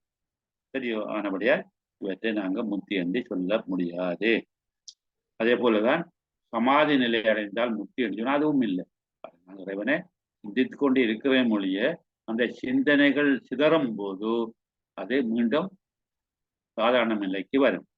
பாசி ஞானத்துக்கு பஞ்சஞானத்துக்கு இந்த உயிர் தள்ளப்படும். ஆனபடியால் அதுவும் முத்தி இல்லை. இந்த நிலையில இருக்கிறவர்களுக்கு இந்த மலங்களும் நீங்க மாட்டா, மலங்களும் பகல மாட்டா, ஆணவம் கர்மமாயை இருந்து கொண்டே இருக்கும். சரியா? அதெல்லாம் பசிஞானம்தான். இப்படி இருந்தாலும் காரணங்கள் எல்லாம் நீங்கினால் பசஞானம் நீங்குமே ஒழிய உண்மையில இந்த பசஞானம் நீங்க மாட்டா. அரணங்கள் எதிர்த்தவன் தன்னடியே அறிந்து அங்கு அறிந்துட்டீர். அரணங்கள் என்பது அரண்கள். அரண்கள் என்பது கோட்டைகள், 3 கோட்டைகள். அரணங்கள் என்பது அரண்கள். அரண்கள் என்பது காவல் நிலையங்கள். காவல் நிலையங்கள் இங்கே கோட்டைகள். இரும்பு கோட்டை, வெள்ளிக்கோட்டை, தங்கக்கோட்டை என்று சொல்லி 3 கோட்டைகள் இருக்கும். முப்புரம் என்று சொல்லுவோம். அதான் அரணங்கள். அதுல தாரகாக்கன், கமலகாக்கன், வித்வின்மாலி என்ற 3 அசுரர்கள் இதனுடைய வரம் பெற்று, அதாவது பறக்கிற கோட்டைகள். அவை பறந்து பறந்து திரியும் போது அந்த ஆக்கினை செய்வார்கள். தேவர்களை மக்களை எல்லாம் வருத்தப்படுத்துவார். அவர்கள் முறையிட்ட காரணத்தால இறைவன் அவர்களை தன்னுடைய புஞ்சிரிப்பால எதிர்த்தவன். அதான் அரணங்கள் எதிர்த்தவன். அந்த முப்புறங்களை எதிர்த்த அந்த சிவனுடைய அரணங்கள் எதிர்த்தவன் தன் அடியை, அவனுடைய திருவடியை அறிவுறந்து அங்கு அறிந்திடீர். சரியா? அவர்களை தன்முனைப்பு எல்லாத்தையும் விட்டு அறிவுறந்தது நான் நான் நான் என்கிற அந்த பசி ஞானத்தை விட்டு அறிவுறந்தது தன்முனைப்பை, தற்போதத்தை விட்டு, இந்த உயிருடைய அறிவை விட்டு, சரியா, அந்த நான் என்ற அகங்காரத்தை விட்டு, சரியோ, அந்த பசிஞானத்தை விட்டு அதான் அறிவு இறந்து அங்கு அறிந்திடு இறைவனை நீங்கள் மெய்ஞானத்தை கொண்டு அறியுங்கள். சரியோ? அறிவுறந்து அங்கு அறிந்திடு இறைவனை இந்த உண்மையான ஞானத்தை ஞானம் உதிக்கப்பட்டு மெய்ஞானம் மூலமாக இறைவனை அவனை அறிந்தால் அறிந்திடீர். அறிந்தால் திருவுரம் அளித்த சிவனின் திருவடியை இந்த வியாப அறிவால, இதனுடைய அந்த பரந்த அறிவால, சிற்றறிவால அறிய முடியாது. வியாப அறிவு என்பது மெய் அறிவு, உண்மை அறிவு. அந்த அறிவால அறிந்து தெரிந்த துகள் அகற்றிடீரே. சரியோ? அந்த துகள் என்பதென்றால் துகள்ன்ற தூசி, தூசி என்ற அழுக்கு. சரியா? அழுக்குன்றது எங்களுக்கு தேவையில்லாத அசுத்தம். அசுத்தங்களை சொல்றதுதான் மலம். உயிரை மலம் வந்து பற்றி பிடித்து கொண்டு அது விலகாமல் இருக்கும் போது எங்களுக்கு பாச ஞானமும் பசிஞானமும் வந்து கொண்டே இருக்கும். கொஞ்சம் துகளை அகற்றித்தால் எங்களை பாதிக்கின்ற செறிந்த இந்த உயிரை போட்டு நெருக்கி கஷ்டப்படுத்தி துயரப்படுத்துகின்ற இந்த துகளாகிய மலத்தை சாகசமாயிருக்கின்ற சரி அந்த மலவாதனையை அகற்றி கொள்ளுங்கள். மல அழுக்கை துளைத்து கொள்ளுங்கள். சரியோ? அப்படி இந்த மல அழுக்கை துளைத்தால் இறைவனை அருள் கூடும். இறைவனை அறையக்கூடிய வாய்ப்பு உங்களுக்கு உண்டாகும். கரணங்களால் அகலத்தால் மட்டும் முத்தி இல்லை, அது பசிஞானம் நீங்கும். அதே போல மற்ற கருவிகள், நித்திரைகள், அதுகள் எல்லாம் முத்தியை தரும் வேண்டுகளா, அது யோகத்தால் இருப்பது அது முத்தியை தர மாட்டாது. அவை பசு ஞானத்தை இல்லாமல் செய்யும். சரியா? பசு ஞானத்தை உண்டாக்குறவை அவற்றை நாங்கள் இல்லாமல் செய்ய வேண்டும். சரியோ? அது எல்லாம் இருந்தும் இல்லாதது போல வந்தும் வராமல் இருக்கும். சரியா? நம்மள கால்நிழல் போல உடம்புல இருக்கிற நிழல் சூரிய உதயத்திலையும் சூரிய அஸ்தமனத்திலையும் வரும். அதாவது மத்தியானத்தில் எல்லாம் போகும், அது பிறகு வரும். அதே போலதான் இந்த தன்மைகள் இந்த யோகத்தால் சொல்லப்படுகின்ற இந்த சமாதி நிலையும் கூட அது தீமையும் வரம் அண்மையிலையும் வரம் போகும் என்ற நிச்சயமற்ற நிலையே இருக்கும். சரியோ? ஆனபடியால் நாங்கள் என்ன செய்ய வேண்டும்? இந்த பசி ஞானத்தை விட்டு மலத்தை அகல விடாமல் இருக்கின்ற அந்த பசிஞானத்தை விட்டு இந்த சிவனை முப்புறமேற்ற சிவனுடைய திருவடியை நாங்கள் அறிவுறந்து அந்த ஏகதேச அறிவை விட்டு மெய்ஞானத்தை கொண்டு நாங்கள் அறிந்துவிட்டால் எங்களுக்கு என்ன நடக்கும்? இந்த சகசமலம் அகலும். இந்த துகள் செறிந்த துகள் அகன்று வரும், அகன்று போகும், இல்லாம போகும். அப்படி இல்லாம போகும் பட்சத்துல தான் உங்களுக்கு இந்த கதி கிடைக்கும். சரியா? கதி என்பது அங்கே நாம் முந்தி பார்த்தது போல கதியாகும் அந்த முத்தி சிவகதி. இந்திராகி பார்மேல் இன்பமுத்தி என்று மேவி சிந்தை நேர்ந்த முத்தி சிவகதி அதனை சேர்வர் அந்த வராஞ்சது. இந்திராகி பார்மேல் இன்பமுற்று இனிது மேவி சிந்தை நைந்த முத்தி சிவகதி அதனை சேர்வர். எப்படியானர்கள்? அந்தமில் தன்னை அந்த அடகட முனிந்த செவ்வேள் கந்தவேள் புராணம் தன்னை காதலித்து ஓதுவோயதே. கந்தனுடைய அந்த கந்த புராணத்தை விரும்பி படித்தவர்கள், பொருளணிந்து படித்தவர்களுக்கு என்ன கிடைக்கும்? இங்கே இந்திரராகி இந்திரனை போல பதவியை பெற்று பார்மேல் இன்பமுற்று உலகத்திலே இன்பமுற்று சிந்தையில் நினைந்த முத்தி மனதிலே இந்த முத்தி ஏற்பட்டு சிவகதி அதனை முத்தி கிடைக்கும் என்று சொல்கின்றார். இப்போ முத்தி கிடைக்கிறதுக்குரிய வழி இறைவனை நாங்கள் என்ன வேண்டும்? பாசஞானத்தையும் விட வேண்டும் சொல்கின்றார். கரணங்கள் கட இருக்கை முத்தியாமென்னில் அடைய கரணங்களுக்கு அறிவு வந்த பாச ஞானங்களோடு கூடிய சகல நிலையில் ஆன்மா விடயங்களை சென்று கீழ் நாடலால் ஆன்மா உலக இன்பங்களில் சென்றதால் அது முத்தி இல்லை. சரியோ? கருவிகள் நீங்கிய கேவல நிலையில் ஆன்மா அறிவின்றி கிடைப்பதே முத்தி என்பது இந்த பாடானவாதியை சொல்வது. அதெல்லாம் பிழை. சரியா? இந்த கொள்கையின் படிக்கு சரியோ இணைகிறார்கள். இந்த கொள்கையின் படிக்கு இந்த சினைகள் முட்டைகள் கருக்கள் எல்லாத்தையும் அடைந்த ஆன்மாக்களுக்கு கருவிகள் தொழிற்பட மாட்டாது. அப்படி என்றால் அவர்களும் முத்தியை பெற வேண்டும். கருவிகள் தொழிற்பட வேண்டும் சொன்னால் முத்தி என்று சொன்னால் அவைகளும் முத்தியை பெற வேண்டும். கருவிலே முத்தி பெற வேண்டும். கருவில இந்த கரு இயங்காது. என்ன முட்டை என்ன செய்யும்? முட்டை என்ன சும்மா கிடக்கும். என்ன ஆயுத வயிற்றுல முட்டை கிடக்கும். அது குஞ்சா வந்தால்தான் அது இயங்கும். அப்படியா நிலையெல்லாம் முத்தி. அதெல்லாம் இயங்கல் என்று சொன்னால் கருவிகள் செயற்பட முத்தி என்று சொன்னால் அவைகளும் முத்தியை பெற வேண்டும். சரியோ?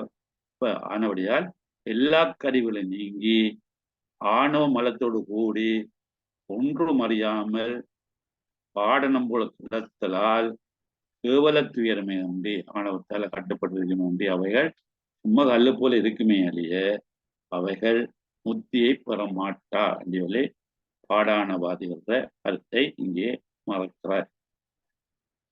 மரம் என்பது இங்கே இருக்கின்ற மரம் என்று சொன்னவர் தானே. சரியா? கதியாகும் சினை முட்டை கரு மரத்தின் மரம் என்பது வித்துக்கு ஆகி வந்திருக்கிறது. ஆக பெயர் விடுவார்கள். மரம் என்று சொல்றது மரத்துல வார வித்து அல்லது மரக்கிளைகள். மரவழி கடிய நட்டால் முளைக்கும், அது கிளைகள். வெற்றில கொடிய நட்டால் முளைக்கும், அது ஒரு சினை. இப்ப அதே மரம் என்று சொல்லும்போது இப்படி விதைகளையும் மற்ற கிளைகளையும் சொல்கிறாருன்னு. மரணம் கொண்டிருந்த போது இந்த அந்நிய காலத்துல அந்திய காலம் அல்லது கடைசி நேரத்துல சரியா ஒவ்வொன்றாக சேர்த்து போக அறிவு அடைந்திருக்கின்ற ஒரு அவத்தை. சரியா? எங்களுக்கு மறதி ஏற்படும். மற்றது இந்த கருவிகள் செய்யப்படாமல் இருக்கும். மரண அவத்த காலத்துல எல்லாம் இயங்காம இருக்கும். அப்படி என்றால் முத்தியா? இப்ப சாக போறாரு அவருக்கு. என்ன அவருக்கு இந்த மூச்சு சரியா வருது இல்லை, சளி எல்லாம் இருக்குது, இழுக்குது. சரியா? பாதை பித்த சிதைப்பனம் எல்லாம் சரியா இயங்க இல்லை, அவத்தப்பட்டு கொண்டிருக்கிறார். வாய்க்குள்ள தண்ணி கூட்டி கொண்டிருக்கிறார்கள், மந்திரம் ஓதி கொண்டிருக்கிறார்கள். அது முத்தியா? கருவியெல்லாம் கெட்டு போனதானே. முத்தியாண்டா இல்லை. இப்ப பச்சை பொய்யை சொல்லுகிறார்கள் என்று சொல்றார் பாடானவாதிகள். சரியோ? அப்படியெல்லாம் முத்தி இல்லை. ஒன்றா சிலைத்து போனாலும் அறிவு அடங்கி இருக்கும் ஒரு அவத்தையில அப்படியே உயிர் இருக்கும். அது முத்தி இல்லை. விஷம் குடிக்கிறோம், நெஞ்சு குடிக்கிறோம். என்ன ஒன்றில் ஆத்திரப்பட்டு அவதிப்பட்டு செய்கிறோம், அல்லது யாரும் கோவப்பட்டு பிறக்குவார்கள். சோதனையில் புத்தி அடையல் என்றால் முத்தி, காதலித்த பெண் அல்லது ஆண் கிடைக்கல் என்றால் எங்களுக்கு முத்தி, விஷத்தை கொடுத்த முத்தி தானே. அப்படியே முத்தியா? அப்படி என்றா எல்லாரும் எல்லாம் முத்திக்கு போகலாம். நாங்களை கூட விஷத்தை குளிச்சு போட்டு முத்தி அடையலாம் போகலாம். அப்படியெல்லாம் இந்த அவதைப்பட்டு இருக்கிறோம். என்ன சரி, தலைக்கேறி இந்த உணர்வு கட்ட நிலை அப்படி இருக்கு, மயங்கி போய் நாங்கள் அப்படியே செயலாற்று இருக்கிறதான் கருவி இயங்காதுன்னு. விஷம் குடித்தாலும் கருவி இயங்காது, அது முத்தியா? அப்படி இல்லை. சரியோ? சரணங்கள் புகுநிழல் போல் தனையடையும் சமாதி. கருவி கண்ணங்களையும் சேர்த்தையின்றி ஆன்மா தன்னைத்தானே கண்டிருந்துதான் சமாதி. தன்னை தான் அறிவதுன்னு இந்நிலையில் ஆன்ம போதம் நீங்கி இருப்பதா இது பசிஞானமாக இருக்கும் ஒழிய முக்தியை தராதே. ஆன்ம போதம் நீங்கினாலும் சரியோ, ஆன்ம அந்த முக்திக்குரியதாதுன்னு அதே அப்படியான அந்த சமாதி நிலையில கூட ஆன்ம போதம் என்று சொல்லப்படுற பசிஞானம் நீங்கிற இல்லை. பசிஞானம் நீங்கள் என்று சொன்னால் அது முக்தி ஆகாது. சரியோ, அப்படி அதையும் சொல்லுகின்றார். இந்த வேதாந்திகள் வேதாந்தம் சித்தாந்தம் படிச்சுனாங்க, வேதாந்தம் சொல்றவர்கள் அகம் பிரம்மம்னு சொல்லுவார்கள். அகம் பிரமாசி என்று சொல்லுவோம். நான் தான் பிரம்மம், நான் தான் கடவுள், நான் தான் எல்லாம், மற்றதெல்லாம் வெளித்தோற்றம். வெளித்தோற்றம் என்று பாருங்கோ, சூரியன் இருக்குது அல்லது சந்திரன் இருக்குது. ஒரு சந்திரன் அல்ல ஒரு சூரியன் தான் இருக்கு. தண்ணி எடுத்து பாருங்கோ, ஆறு, கடல், குளம், மற்ற இடங்கள் எல்லாம் எடுத்து பாருங்கோ, அங்க ஒவ்வொரு இடத்துலையும் சந்திரன் இருக்கு. சரியா? இப்படித்தான் இந்த உயிர் இருக்குது. அப்பதான் வெளித்தோற்றம். உண்மையில அந்த சிவன் மட்டும்தான், பிரம்மம் மட்டும்தான் இருக்கிறார். மற்ற எல்லாம் இந்த தண்ணிக்குள்ள தெரிகிற அந்த பிம்பம் போல இருக்கு. ஆனபடியா மற்ற எல்லாம் பொய். ஆக உள்ளது கடவுள் மட்டும்தான், பிரம்மம் மட்டும்தான் சொல்கிறார்கள். இதெல்லாம் அகம் பிரம்மம் என்று சொல்றது, நான் தான் பிரம்மம், அது அவருடைய கருத்து. யோக மதத்தை சொல்றார்கள் சமாதி, ரெண்டும் பசி ஞானம். சரியோ? இந்த சமாதி என்பது சரியா, இந்த கரணங்கள் இங்க நிலை. அட்டாங்க யோகத்தில் சரி சமாதியை சொல்லவில்லை. இந்த கரணங்கள் அடங்கி இருக்கும் நிலையத்தை சமாதி என்று சொல்றார். அட்டாங்க யோகம் வந்து சிறப்பானது.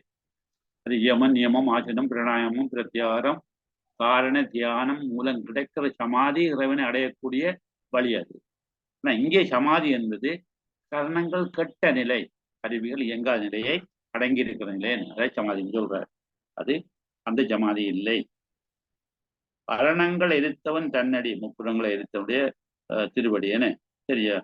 இதனை அறிகிறது இந்த திருவடியை சேர்றதுதான் பதிஞானம். அவனுடைய திருவடி நிழலிலே ஊண்டு இருக்கிறது தான் பதிஞானம் அல்லது சிவஞானம் என்று சொல்லுவோம். அறிவுறந்த அறிதல் என்றது இந்த பசு ஞானத்தை விட்டு மெய்ஞானத்தை கொண்டு இறைவனை அறிதல் இந்த பதிஞானமாகும். பாச ஞானத்தை விட வேண்டும். சரியோ? திருமந்திரத்துல 343வது மந்திரம் ஏற்கனவே சிலர் படித்திருக்கிறீர்கள். அப்பணி செஞ்சடை ஆதிப்பிராதனன் முப்புறம் செத்தனன் என்பர்கள் மூடர்கள் முப்புறமாவது மும்மல காரியம் அப்புறம் எதிர்த்தமை யார் அறிவாரே. நாங்க முப்புறம் முப்புறம் எல்லாம் சொல்றோம், அதெல்லாம் பச்சை பொய் அப்படி சொல்லலாம், முட்டாள்கள் என்று திருமுறை சொல்றார். அது உண்மையில என்னத்தை சொல்றேன் என்றால் இந்த 3 மலங்களையும் சரியா, முப்புறமாவது மும்மல காரியம், 3 மலங்களையும் இல்லாமல் செய்துதான் உண்மையான முப்புறம் என்று சொல்கிறார். அந்த திருமந்திரத்துல 343வது செய்யுள்ள ஒருவர். இப்ப நாங்கள் பொதுவாக பார்க்கும்போது இந்த கருவி கரணங்களோடு கூடி கீழ் நாடுதல் இருந்து, அதாவது பிறப்பு இறப்புகள் இன்றி அவை விரிந்தும் அடங்கியும் இந்த நிழலை போல தொழிற்படாதிருப்பதே முத்தியாம் என்றால் சினை, முட்டை, கரு, வித்து முதலிய நிலைகளிலும் மரணாவத்தை முதலிய அவதிகளிலும் இவர்களுக்கு முத்தி சித்தித்து ஆக வேண்டும். அது இன்மையாலும் சமாதியே முத்தியாகும் என்றால் அது கூடி பின் ஒளியுமிடத்து கருவிகள் தொழிற்படமாதலாலும் இந்நிலையில் மலமறமாட்டாது. பதிஞானம் உண்டாலே திருவடி பேராகி மலம் அகலும் இதுல குறிக்கப்படுது. இப்ப நாங்க தோத்து பார்க்கும்போது மேற்கூறியவாறு உயிர் கருவிகளோடு கூடி கீழ்போதலன்றி நான் சொல்றது பிறப்பு அவற்றோடும் கூடாது இருக்கப்படுவதே வீடு பேராகும் என்பது பாடான பாதிகள். உயிர்கள் இயங்காமல் கருவிகள் கட்டுவதன் முத்தி என்று சொல்கிறார்கள். அவ்வாறாயின் கருவிகள் விரிந்து தொழிற்படாதிருக்கும்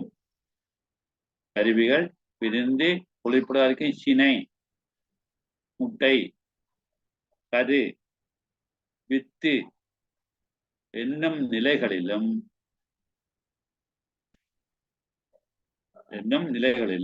அக்கருவிகள் தம் செயலற்று கெட்டு நிற்கும்.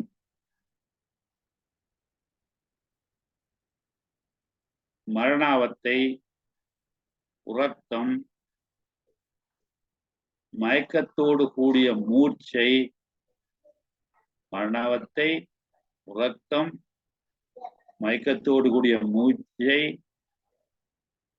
உயிர்காற்றோடு இயங்கிய யோகம் அந்த பிராணன். உணர்வற்றி செய்யும் கொடிய விஷம் தலைக்கேறுகை, உணர்வற்றை செய்யும் அல்லது உணர்வர செய்யும் கொடிய விஷம் தலைக்கேறுகை ஆகிய இந்நிலைகளிலும் உயிர்கள் வீட்டு இன்பத்தை பெற்றாதல் வேண்டும். அப்படி பார்த்தால் இப்படி இருந்தாலும் அவர்களுக்கு முத்தி கிடைச்சிருக்க வேண்டும். ஆனால் அது பொருந்துவதில்லை, அது சாத்தியப்படாது, அப்படி நடைமுறையில இல்லை. காலை பொழுதில் சேமையான நின்ற நிழல் உச்சி பொழுதில் தன் காலிடத்தில் அடங்கி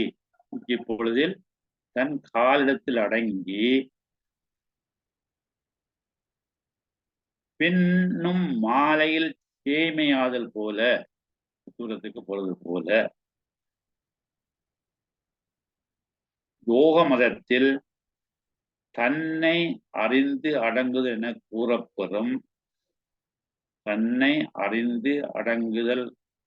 என கூறப்பெறும் ஒடுக்க நிலையும் இந்த கரிவர்ணங்கள் செய்யப்படாது என்கின்ற அந்த நிலையும் காலத்துக்கேற்ப ஒடுங்கியும் விருந்தும் நிகழும். நாங்கள் சில வேளையில இன்றைக்கு சிந்திச்சு கொண்டிருக்கிறோம். பிறகு வேற வீட்டு எண்ணங்கள் வந்தால் அதை விட்டுட்டு அந்த வேலைக்கு போறோம். பிறகு வந்துட்டு கொஞ்சம் தியானத்தில் இருப்போம்னு யோசிக்கிறோம். அப்படியா நிலையெல்லாம் தற்காலிகமான நிலையா இருக்கும். சரியோ? இப்ப இந்நிலையிலும் மலமகளாது ஆணவம் நீங்க மாட்டாது. இவ்வாறு தோன்றும் ஞானமும் பசி ஞானமே ஆக முடியாக இருக்கும்போது அறிவர்ணங்கள் கட்டு சரியா அந்த அறிவுகள் எல்லாம் மட்டப்பட்டு இருக்கும்போது கிடைக்கிற ஞானம் பசி ஞானம். ஆதலால் முப்புறமெரித்த முதல்வனின் திருவடிகளை உலக அறிவாலும் பாச ஞானத்தாலும், உலக அறிவாலும் என்பது பாச ஞானத்தாலும், உயிர் அறிவாலும் அது பசி ஞானத்தாலும் அறிவதை விடுத்து மெய்ஞானம் கொண்டு அறிந்தால் உயிரை பிணித்திருக்கின்ற மலவாதனை அறம். அப்ப நாங்கள் இந்த மெய்ஞானத்தால மட்டும்தான் இறைவனை அடையலாம். அப்பதான் எங்களுக்கு இந்த மலம் நீங்கும். சரியோ? இப்ப கரணங்கள் கிட முக்தி என்பது பாடானவாதிகள் கருத்து. அதை நான் பார்த்து நாங்கள் நானே பிரம்மம் என்று சொல்லி அந்த சமாதி நிலையில இறைவனை நான் தான் சொல்லிக் கொண்டிருக்கிற நிலையில இருக்கிறது தான் யோக மதத்தார்கள். அது ரெண்டும் முத்தி என்று சொல்வார்கள். இந்த ரெண்டு பேர கருத்துக்களும் பசு ஞானம் முக்தி அடைய முடியாது. பார்த்து நாங்கள் பாட்டுவோம். கரணங்கள் கடை இருக்கை முத்தியாமென்னில் கதியாகும் சினை முட்டை கருமரத்தின் உயிர்கள் மரணங்கொண்டு இட உறங்க மயங்கி மூச்சிக்க வாயுத்தம்பனை பண்ண வல்விடத்தை அடைய சரணங்கள் புகுநிழல் போல் தனையடையும் சமாதி தவிராது மலமிடுவோம் பசிஞானமாகும். பரணங்கள் எதிர்த்தவன் தன் அடியை அறிவுறந்து அங்கு அறிந்திடீர் செறிந்த துகள் அகற்றிடீரே என்று சொல்லி இங்கே இந்த 194வது பாடத்தை குறிப்பிடுகின்றார். சரியோ, நாங்கள் இங்கே நேரம் காட்டி நினைக்கிறேன். உங்களுடைய கருத்துக்களை கூறுகின்ற நேரம். இது எங்களுடைய